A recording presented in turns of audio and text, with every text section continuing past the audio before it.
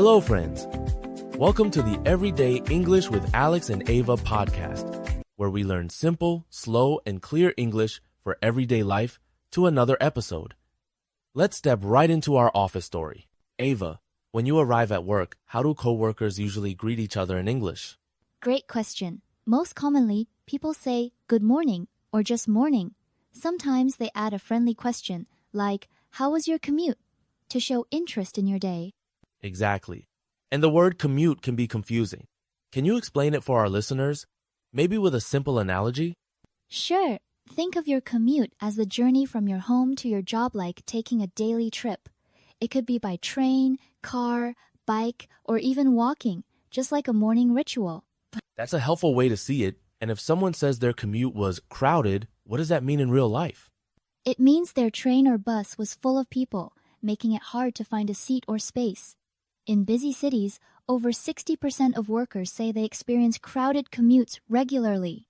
Now, moving on, coffee breaks are a big part of many workdays. Why do you think grabbing coffee is so common in offices, Ava? Coffee breaks aren't just for caffeine. They help people relax and connect. Saying, "Let me grab some coffee," is a casual signal it's okay to take a short mental break. That makes sense. In fact, studies show short breaks can boost productivity by up to 13%.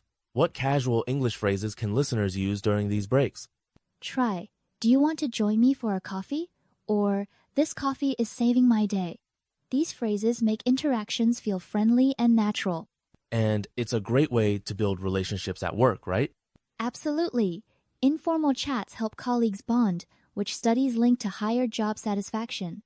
Let's transition to some essential office vocabulary. For example, we mentioned meeting, report, and finalizing. Can you break these down? Of course. A meeting is when people gather to discuss work. A report is a document with information or results. Finalizing means completing or finishing something, like a task. Perfect. And what about feedback?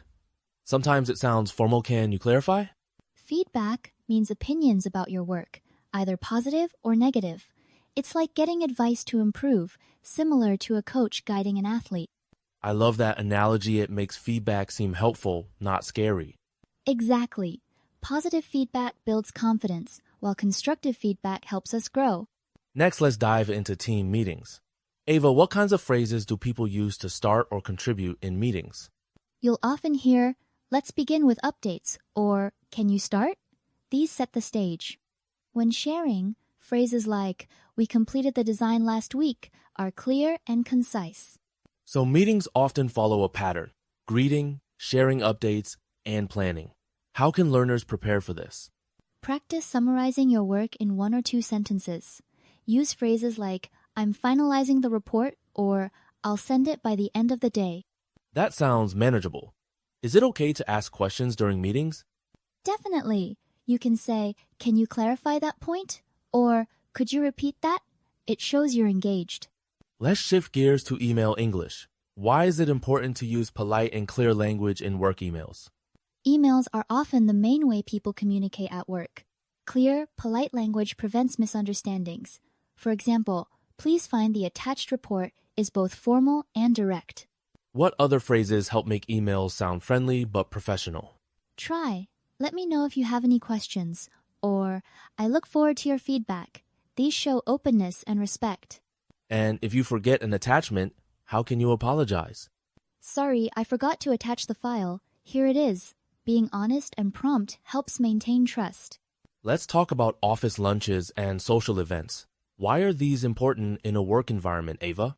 Social events help colleagues connect outside work tasks. Joining an office lunch is a great way to get to know your team and build friendships in a relaxed setting. What phrases can listeners use to invite someone or accept an invitation? You can ask, "Are you coming to the office lunch tomorrow?" Or reply, "Yes, definitely." These keep the conversation warm and inclusive. How can someone politely decline if they're busy? Simply say, "Thanks for inviting me, but I have other plans." It's polite and clear. Midday fatigue is real. Staring at the screen all morning is a common complaint. Why is acknowledging tiredness important in workplace culture? Recognizing fatigue shows empathy and builds rapport. Saying, "I've been staring at the screen" is a way to share your experience and it invites support or a shared break. Are there polite ways to discuss being overwhelmed without sounding negative? Absolutely. Try, "It's been a busy morning," or "I'm juggling a few tasks." It communicates your workload without complaining. And sometimes, just a quick chat can refresh your mind, right? Exactly. Short, friendly conversations help reduce stress and improve teamwork. As the workday ends, it's common to use certain phrases. Ava, what are some standard English expressions for leaving the office? Typical phrases include, "I'm heading out now," "See you tomorrow," and "Have a good evening." They're polite ways to say goodbye and close the day positively. Is there a difference between see you tomorrow and have a good evening? "See you tomorrow" implies you'll meet the next day, while "Have a good evening" wishes someone well for the rest of their day. Can these be used in emails as well? Yes, they're friendly sign-offs for emails, especially in casual or semi-formal situations. Let's move to a practical exercise, role-playing. Why is simulating real conversations so effective for language learners?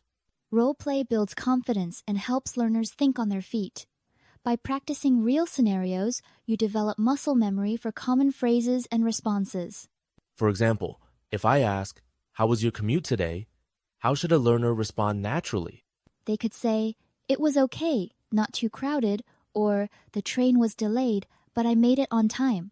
Personalizing your answers makes practice more meaningful. And repeating these role plays helps solidify new vocabulary, right? Exactly. Repetition turns new phrases into habits, making real conversations smoother. To wrap up, let's review.